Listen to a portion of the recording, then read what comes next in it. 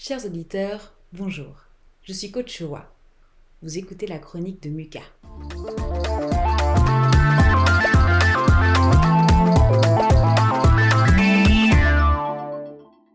Pour cette édition, nous allons nous intéresser à l'Ouest guyanais et plus précisément au rôle que Sophie Charles va jouer dans la reconfiguration de l'espace politique du territoire.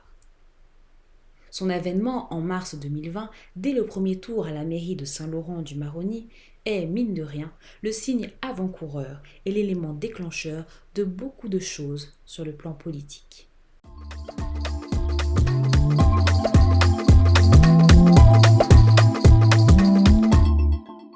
Avec elle, croyez-le si vous le voulez, la politique en Guyane, je dis bien en Guyane, ne sera plus la même.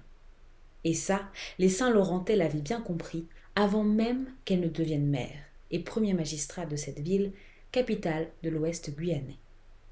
Il faut dire, elle a été à bonne école. Je ne sais pas si on peut présenter Léon Bertrand comme son Pygmalion, mais on peut difficilement parler de Sophie Charles sans évoquer l'influence qu'a pu exercer ce flamboyant ancien ministre sur ses collaborateurs et particulièrement elle. Pour avoir été sa première adjointe, elle entretenait avec Léon Bertrand les liens les plus étroits.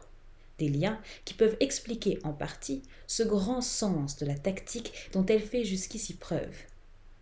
Le sénateur Georges Patient fait souvent référence à la patience historique pour parler de ces hommes et femmes qui se savent destinés à de hautes fonctions publiques et qui ne se précipitent pas. Et objectivement, cette notion décrit bien ce qu'a été l'attitude de Sophie Charles durant toutes ces années. On ne va pas refaire l'histoire de son compagnonnage politique aux côtés et non dans l'ombre de Léon Bertrand, mais ce qu'il faut retenir d'elle, c'est que c'est une femme qui a attendu son temps. Sophie Charles n'a rien forcé pour son avènement.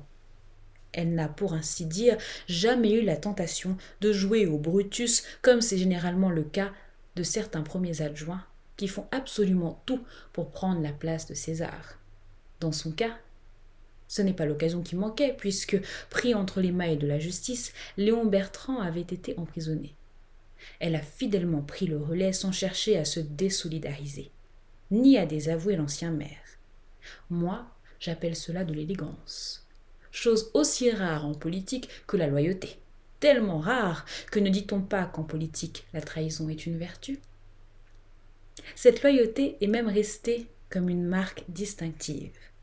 Et c'est assurément cette rectitude qui a amené cette candidate à inspirer les meilleurs sentiments aux électeurs, lesquels ont trouvé bon de lui confier non seulement les destinées de Saint-Laurent-du-Maroni, mais aussi la présidence de la CCOG, cette institution qui doit assurer le rayonnement de tout l'Ouest guyanais.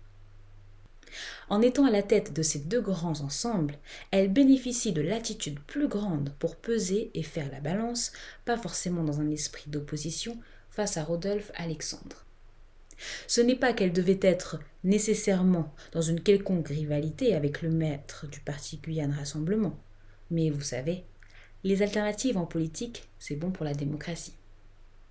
De toute façon, l'opposition de style est tellement grande entre ces deux éminentes figures que Sophie Charles pouvait difficilement se retrouver au nombre des élus dépendants et affidés à Rodolphe Alexandre.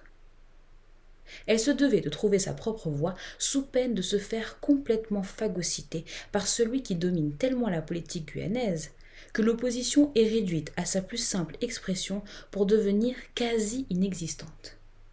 C'est d'autant plus grave que les partis politiques ont pris la très mauvaise habitude, en Guyane, de faire la politique active qu'à l'approche des échéances électorales.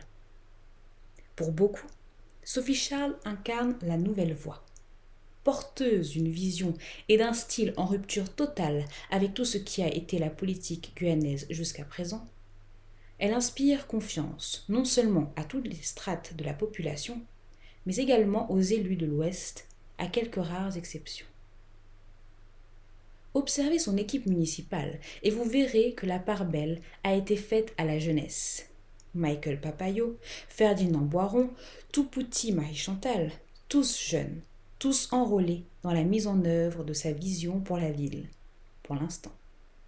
Je dis bien pour l'instant, car avec tous ses talents, managés et propulsés par ses soins, c'est à la conquête de la Guyane qu'elle pourrait se lancer.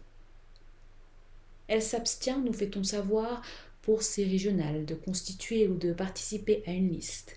On l'a dit, la patience est sa force.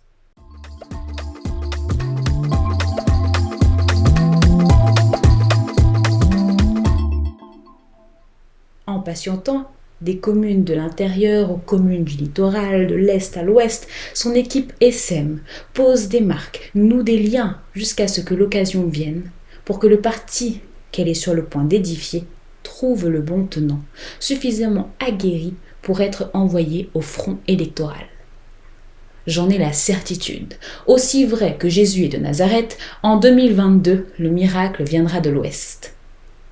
En attendant, roulez, messieurs et dames, en ayant cette assurance que la nouvelle génération de décideurs guyanais sera frappée du sceau politique de Sophie Charles.